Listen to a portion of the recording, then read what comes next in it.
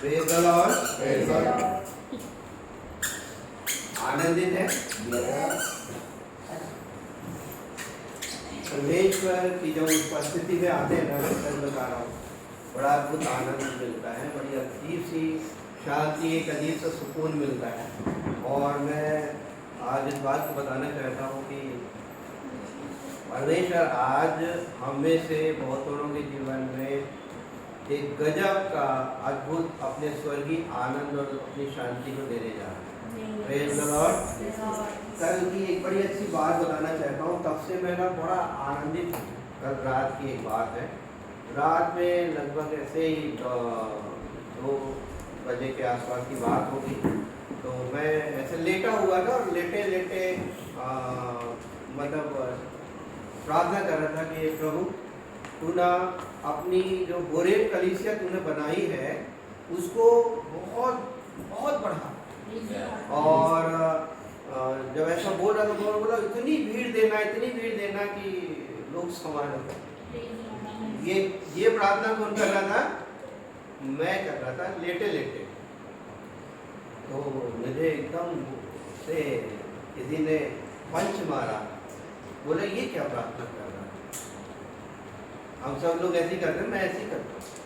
एक पंच टाइप का लगा, बोले ये क्या प्रार्थना कर रहा है? तो मैं चक्कर में पड़ गया, ये क्या है?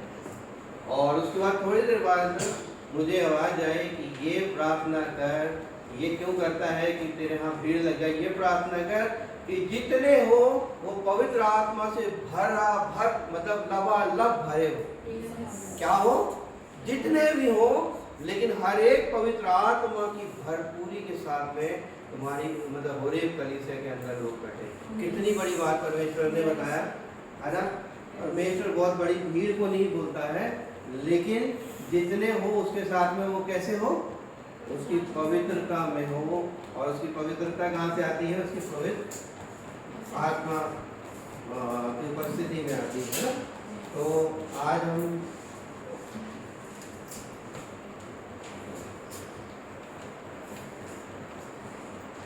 परमेश्वर के वचन में जाएंगे।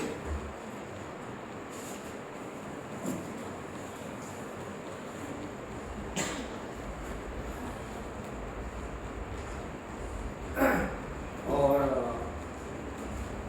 अभी कुछ समय से मैं कुछ चीज़ों को अपनी लाइफ में देख रहा हूँ, और एक चीज़ को परमेश्वर ने मुझे बताया और सिखाया है कि संसार जो है वो संसार की बातों को देखता है। संसार क्या करता है? संसार की बातों को देखता है, लेकिन जो हमारा पिता है, जो हमारा परमेश्वर है, जो मसीह यीशु है, वो हमारे पुराने पापों को नहीं देखता। वो क्या देखता है? हमारे नए जीवन को देखता है। Praise the Lord. गहरे से गहरे और बड़े से बड़े पाप, बड़े से बड़े गुनाह अगर हमारे जीवन के हैं, उसको भी वो हंसते हंसते क्षमा करने का दिल रखता है ना। कितनी बड़ी बात है ना। और अगर आज परमेश्वर चाहता है कि हमें से हर एक के जीवन में परमेश्वर का आत्मा काम करे और परमेश्वर हमें नए जीवन के अनुभव की ओर लेकर के जाए, है ना। तो आज का जो वचन है उसको हम निकालेंगे पहला पत्रस, उसका पहला अध्याय निकालेंगे।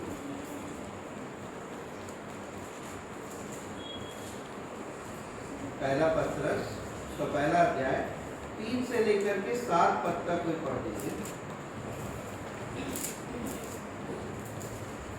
हमारे प्रभु यीशु मसीह के परमेश्वर और पिता का धन्यवाद हो, जिसने यीशु मसीह के मरे हुओं में से जी उठने के द्वारा अपनी बड़ी दया से हमें जीवित आशा के लिए नया जन्म दिया, अर्थात एक अविनाशी और निर्बल और अजर निराश के लिए जो तुम्हारे लिए स्वर्ग में रखी है, जिनकी रक्षा परमेश्वर की सामर्थ से विश्वास के द्वारा उस उद्धार के लिए जो आने वाले समय में प्रकट होने वाली है की जाती है। इस कारण तुम मगन होते हो, यद्यपि अवश्य है कि अभी कुछ दिन के लिए नाना प्रकार की परीक्षाओं के कारण दुख में भी हो, और ये इसलिए है कि तुम्हारा रखा हुआ विश्वास जो आग से ताए हुए नाशवान सोने से भी कहीं अधिक बहुमूल्य है। यीशु मसीह के प्रकट होने पर प्रशंसा और महिमा और आदर का कारण है। Thank you, praise the Lord. ये वचन हमने इसके पहले भी कई बार पढ़ा होगा, और परमेश्वर जब मैं इस वचन को पढ़ रहा था तो कुछ मुझे थोड़ा सा ऐसा महसूस हुआ, कुछ नई बातें परमेश्वर बताना चाहता है ना। यहाँ पे सबसे पहले एक जो तीसरे पद में लिखा उसका मेन पॉइंट मैं आपको बताता हूँ, जो लिखा है परमेश्वर ने, यीशु मसीह के मरे हुओं में से जी उठने के द्वारा हमें जीवित आशा में क्या हुआ है, जीवित आशा के लिए नया जन्म दिया है। और जैसे परमेश्वर का वचन इस बात में यहाँ पे बता रहा था मुझे कि जैसे हम नए जन्म की जीवित आशा में आते हैं,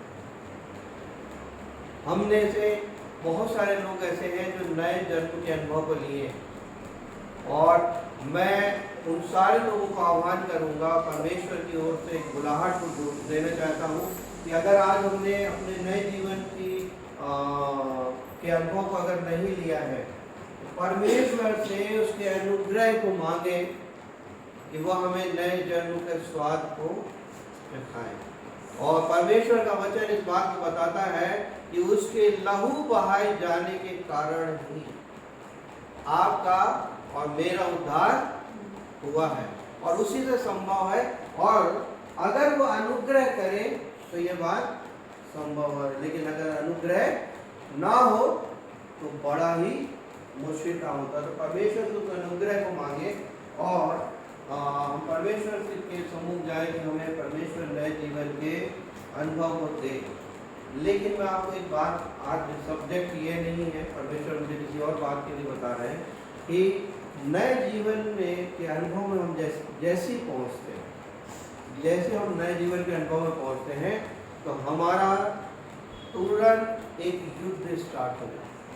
ये हमारी बाइबल, परमेश्वर का वचन बोलता है, जैसे आप नए जन्म के अनुभव में पहुँचते हो, आप आत्मिक युद्ध में शामिल हो जाते हैं, है ना।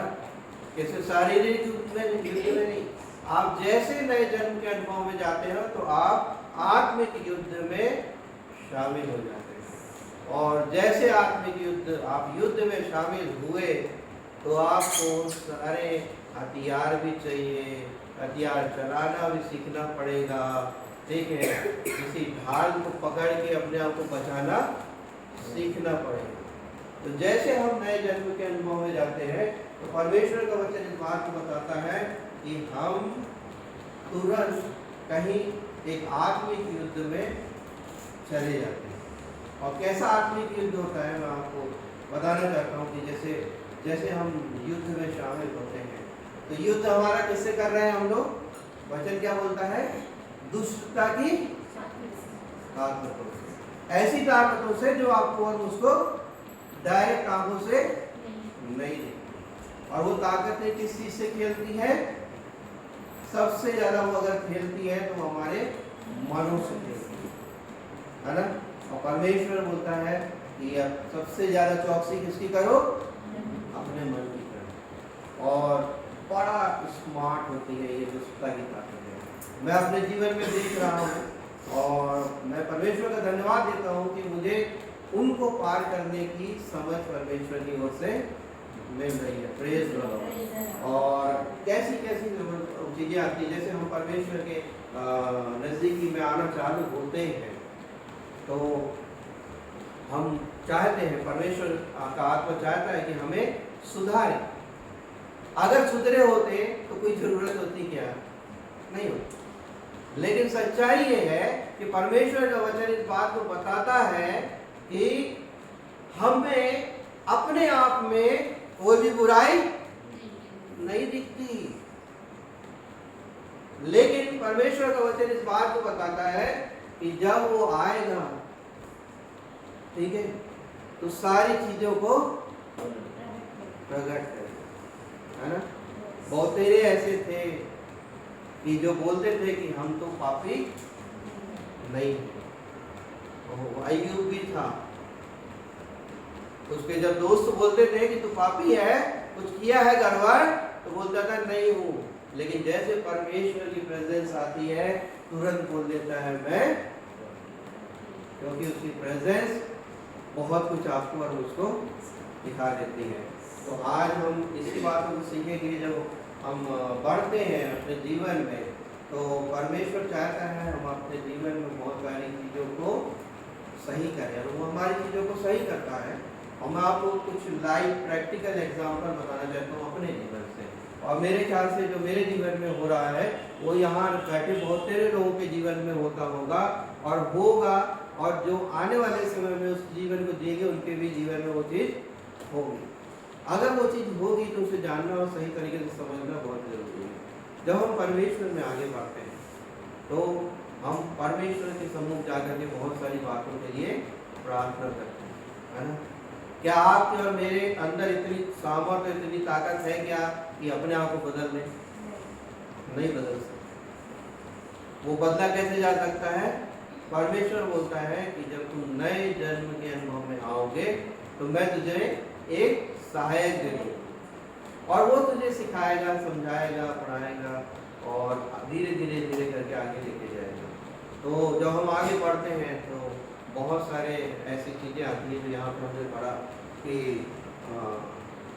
हम परीक्षाओं में पढ़ते हैं। किसमें पढ़ते हैं? परीक्षाओं में पढ़ते हैं, और परीक्षाओं में पढ़ना बहुत जरूरी है, मुझे ऐसा लगता है। ठीक है कि परीक्षाओं में पढ़ना उत्तम है, उत्तम।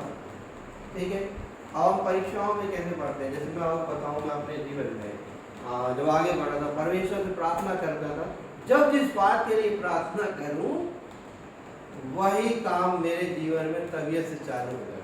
कैसे? मैं प्रार्थना करता था, परमेश्वर प्लीज ना, तेरा सबसे बड़ा स्वभाव है प्रेम, मुझे प्रेम करना सिखा, सिखा मुझे प्रेम करना सिखा, ओ पवित्र आत्मा मुझे प्रेम करना सिखा। मैं सच बताता हूँ, वो जब हम प्रार्थना करते हैं ना तो परमेश्वर उस चीज को हमें दे देता है, अगर हमें विश्वास है। लेकिन जैसे वो उस बात को देता है उसका परखा जाना स्टार्ट हो जाता है कि तुझे मिल तो गया है, लेकिन क्या तू उसको उसमें स्थिर है?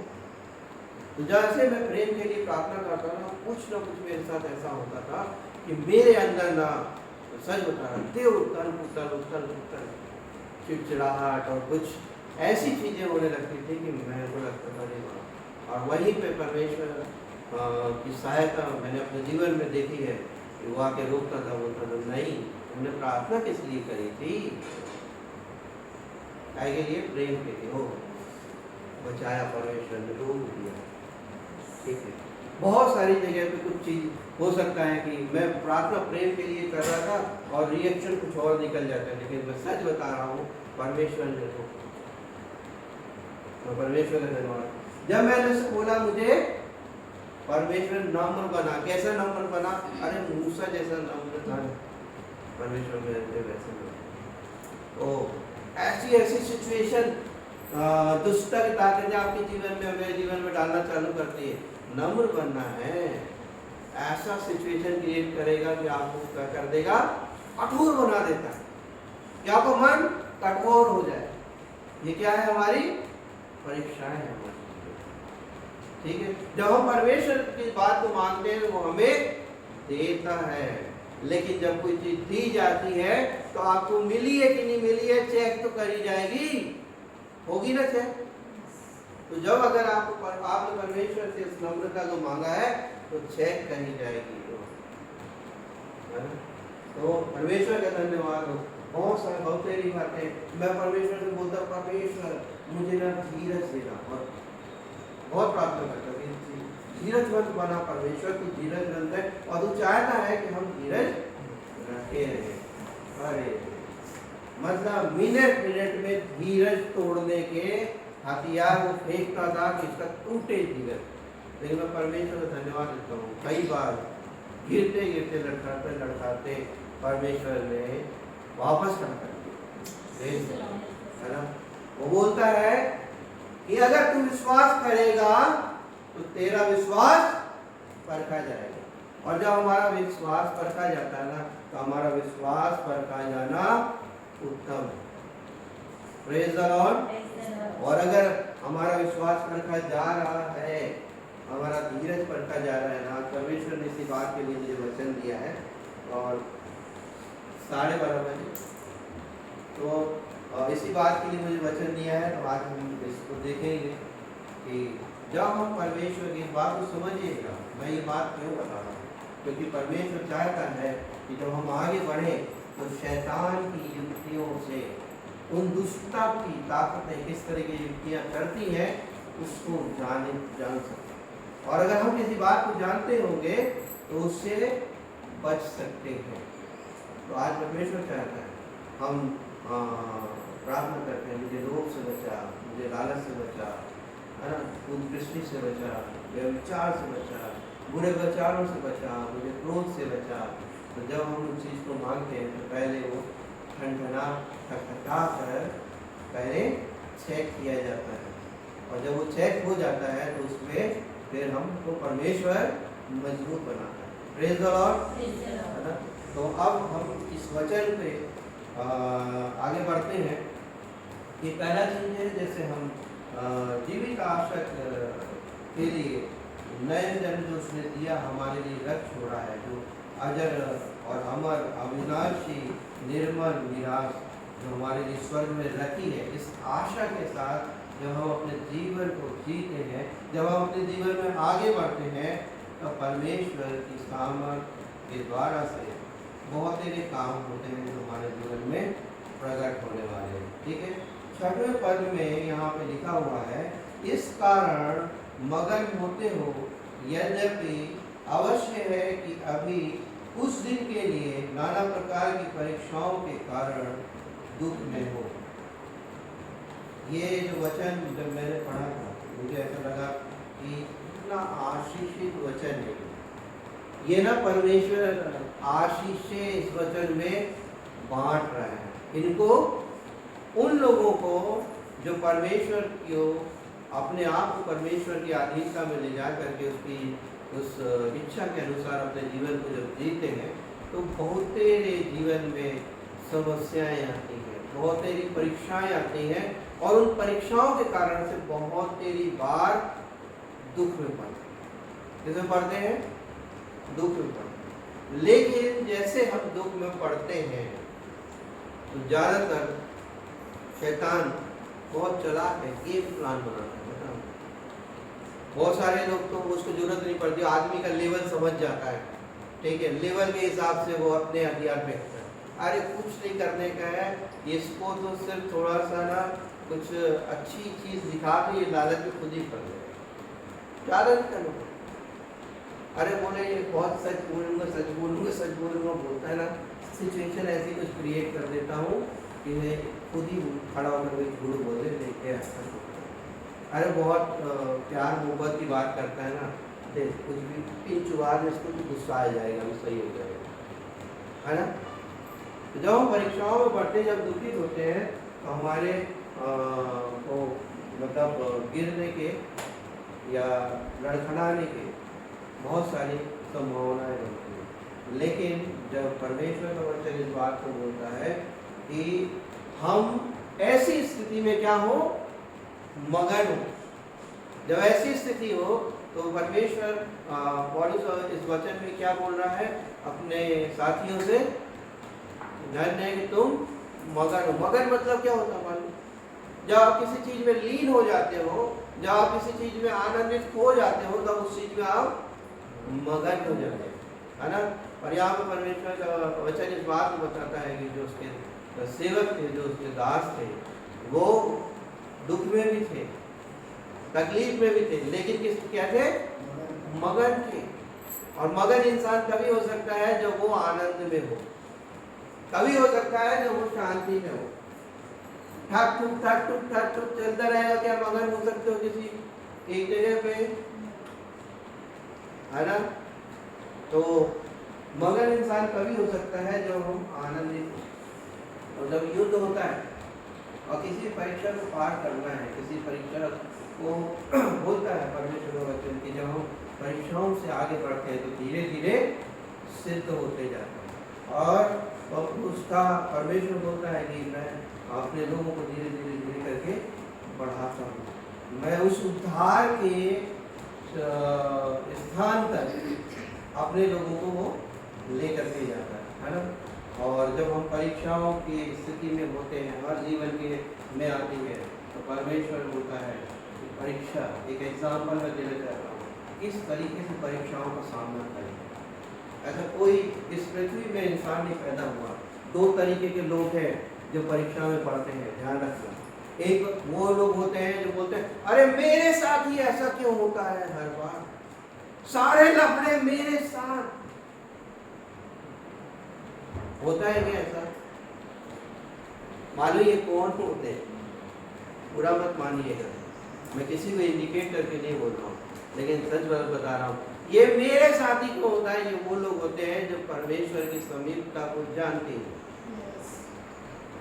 और जो परमेश्वर की समीपता में रहते हैं वो बोलते हो प्रभु तू धन्य है, तो मुझे इस परीक्षा से आगे बढ़ने के लिए, इस परीक्षा को पास करने के लिए अपने अनुग्रह को मेरे जीवन में उंडे।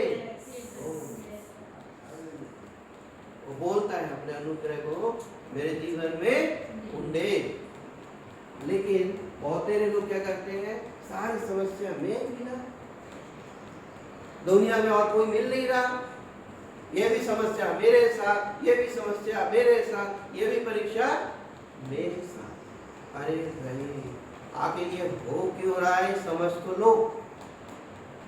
और परमेश्वर अगर ये स्थितियां पैदा हो रही है, परमेश्वर आपके जीवन से क्या चाहता है?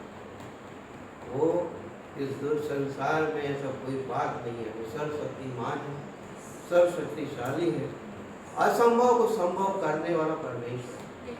और वो चाहता है कि आपके और मेरे जीवन की हर असंभव बातों को वो संभव कर दे। चाहते हैं आप कि आपकी और मेरे जीवन की हर असंभव बात को संभव कर दे? स्वीकार करना होगा, आप उस बात को रिसीव करना होगा कि मैं चाहता हूँ, ग्रहण करना होगा। परमेश्वर चाहता है कि हम ग्रहण करें, उस बात के अंगीकार को लें। और जैसे दाऊद राजा था, वो जितने युद्ध लड़ा, कहीं पे ऐसा है क्या कोई युद्ध हारा? कोई युद्ध हारा? दाऊद राजा जब युद्ध करता तो हर युद्ध में मालूम क्या होता था? परमेश्वर उसकी हार। क्यों? वो हर जगह जब भी उपस्थित होता था ना अपने जीवन में, खासतौर पर जब युद्ध लड़ने जाता था, भले वो सांसारिक युद्ध था, लेकिन परमेश्वर की उपस्थिति में परमेश्वर से पूछ करके उसकी मर्जी के अनुसार वो उस युद्ध को लड़ने जाता, और वो अपने साथ अपने आगे अपनी ढाल बना करके रख देता। ओह, ये सर्वशक्तिमान परमेश्वर है, इसके साथ जब ये मेरे साथ खड़ा है तो मुझसे युद्ध कौन जीतेगा? कोई जीता क्या? कोई नहीं। हम जब परीक्षा में पढ़ते हैं तो क्या परमेश्वर की उपस्थिति में जाते हैं? क्या उन परीक्षाओं को हम उसकी उपस्थिति में, उसकी प्रेजेंस में रह के क्या उन परीक्षाओं को पार करते हैं? और अगर नहीं कर रहे और ऐसा लग रहा है कि ये मेरे साथ ही क्यों हो रहा है,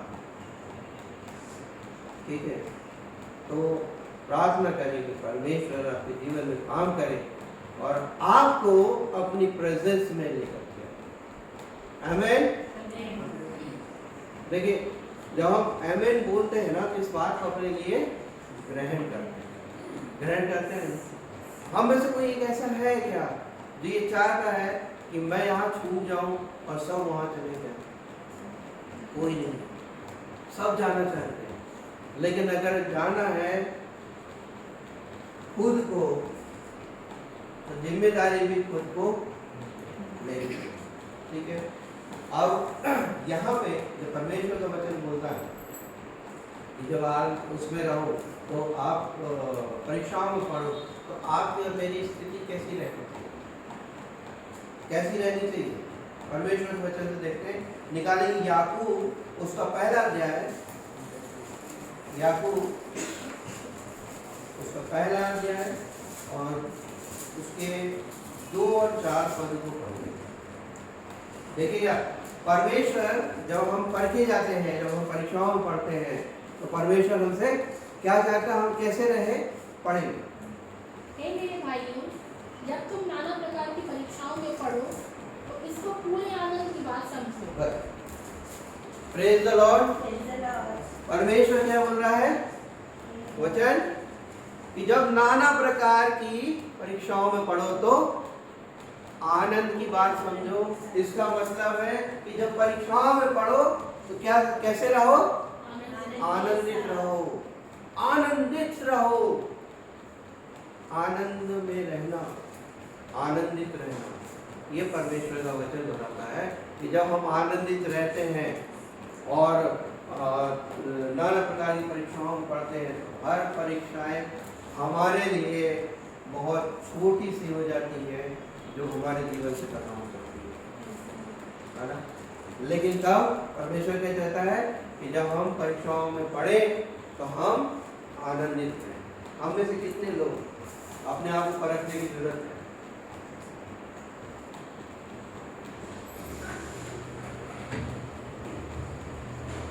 हमें से कितने लोग ऐसे हैं जब परीक्षा आती है तो आनंद मनाते हैं, आनंदित होते हैं?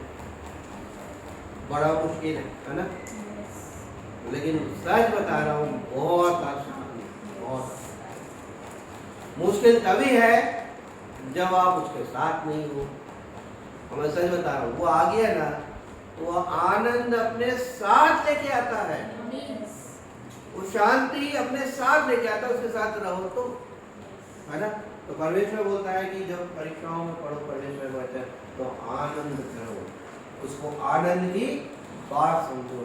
विश्वास का परखा जाना आनंद की बात है, क्योंकि जब परखा जाता है तो फिर बहुत, जब आप परख के आगे बढ़ते हो तो परमेश्वर का वचन आगे बोलता है कि वहाँ जो अजर मिराज वहाँ पे रखी हुई है ना हमारे लिए, अनंत जीवन के लिए, वहाँ परमेश्वर के द्वारा से उस बात की, उस परखे जाने की महिमा है ना।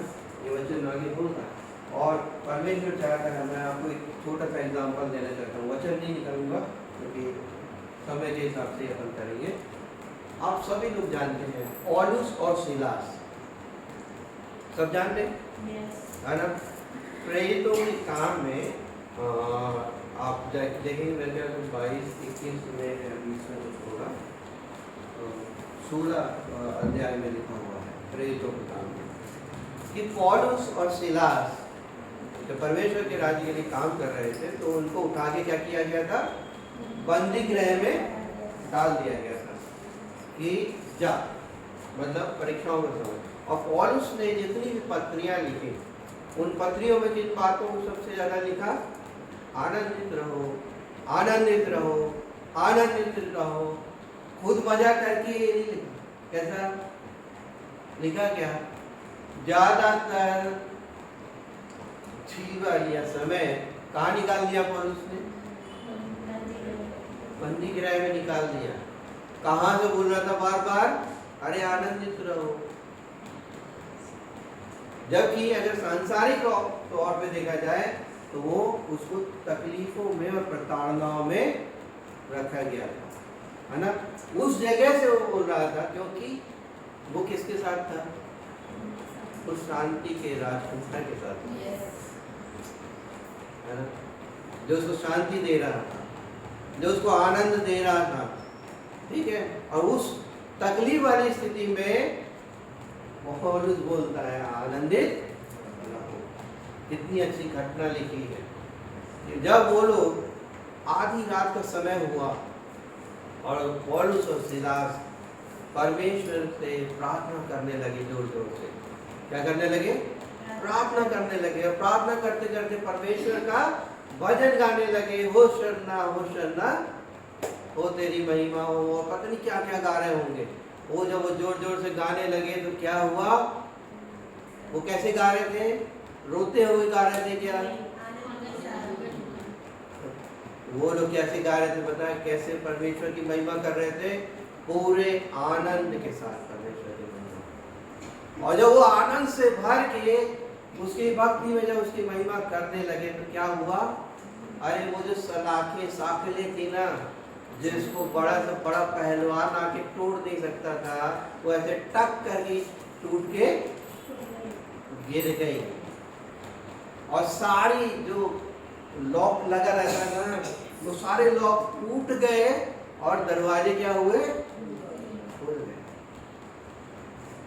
कितना सामर्थ्य है परमेश्वर की उपस्थिति में, जब उसके आनंद के साथ, उसकी शांति के साथ हम उसकी महिमा करते हैं। बड़े से बड़ा बंधन, बड़ी से बड़ी समस्या, बड़ी से बड़ी प्रॉब्लम चुटकियों में तोड़ने की सामर्थ्य रखता है हमारा परमेश्वर, है ना? और वो हमसे चाहते आनंद के साथ, ठीक है, पूरी इसमें मगन हो करके उसके नाम की महिमा को करें हम, है ना? तो तैयार है? मेरे को लगता नहीं है कि ऐसा कोई भी इंसान होगा जो तकलीफ में सब मजे में है। कौन मजे में चलेगा? मुझे नहीं लगता कि शायद ही कोई इंसान ऐसा हो जो बोल दे कि मैं तो पूरे मजे में। लेकिन अपनी हर तकलीफ में आज से आनंद मनाने के लिए परमेश्वर के नाम से कितने लोग तैयार हैं? आनंद मनाने के लिए। तोड़ना चाहते हो समस्या, तो आज से आनंद मनाते हुए उस समस्या का ऐसे मारना, वो भी देखने में चक्कर में पड़ जाए कि कोई काम नहीं आ रहा है, कोई भी चीज। कौन चक्कर में पड़ता है? ठीक है, तो आगे बढ़ते हैं, है ना? परमेश्वर आज एक बात बताता है कि जब हम पढ़ के जाते हैं तो एक सबसे ज़्यादा इम्पोर्टेंट बात हमारे जीवन में क्या होती है? चेक होती है ना? उसी में हम एक बार फिर से जाएंगे पत्रस में कि जब वो हमें परखा जाता है ना, तो हम हमारा विश्वास जब परखा जाता है, परमेश्वर का वचन बोलता है ताए हुए, मतलब हड्डी में तपाए हुए सोने से क्या है? विश्वास परखा जाना अधिक बहुमूल्य है। मतलब जो सोना होता है, जब तक उसको तपाया न जाए तब तक उसमें क्या निखार आता है क्या? नहीं। तब तक उससे ज्वेलरी बन सकती है क्या? तब तक उसको हम धारण कर सकते हैं क्या? नहीं। लेकिन जिस दिन उस सोने को तपाया जाता है तो वो निखर जाता है। तो परमेश्वर का वचन बोलता है हमारा विश्वास का पर, तो हमारा परखा हुआ विश्वास उस तपाए हुए सोने से कई गुना ज़्यादा है ना? और जब हम परमेश्वर याकूब में हम देख रहे थे, अब दूसरा वचन पढ़ेंगे याकूब का ही पहले तीसरा वचन कि जब हम आनंद करते हैं तो उसके आगे तीसरा वचन में परमेश्वर क्या होता है? यह जानकर कि तुम्हारे विश्वास के परखे जाने से धीरज उत्पन्न होता है, पर धीरज को अपना पूरा काम करने दो कि तुम पूरे।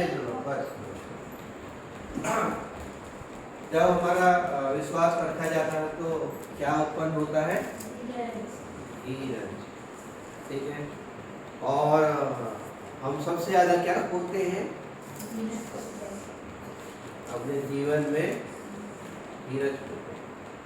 कितना अच्छा है ना कि जब हमारा विश्वास परखा जाता है तो हमारा धीरज क्या होता है?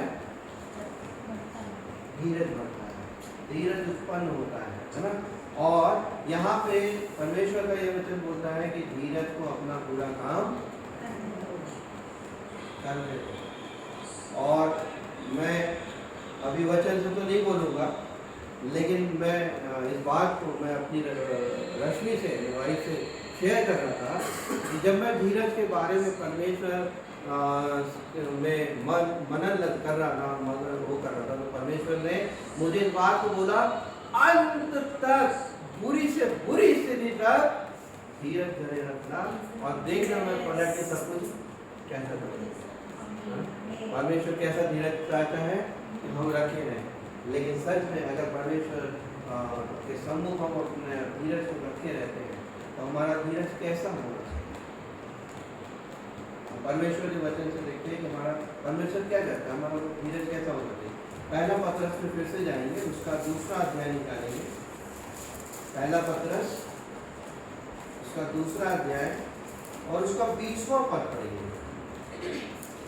क्योंकि यदि तुमने अपराध करके जिसे खाए और धीरज धरा तो इसमें क्या बुराई की बात है।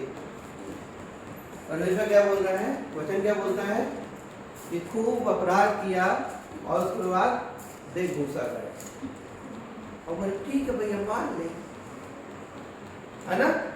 ये क्या करा, धीरज रखा। धीरज हुआ, सारा गलत कर लिया और उसके बाद जब सजा मिली तो ठीक है दे दो सजा, ठीक है।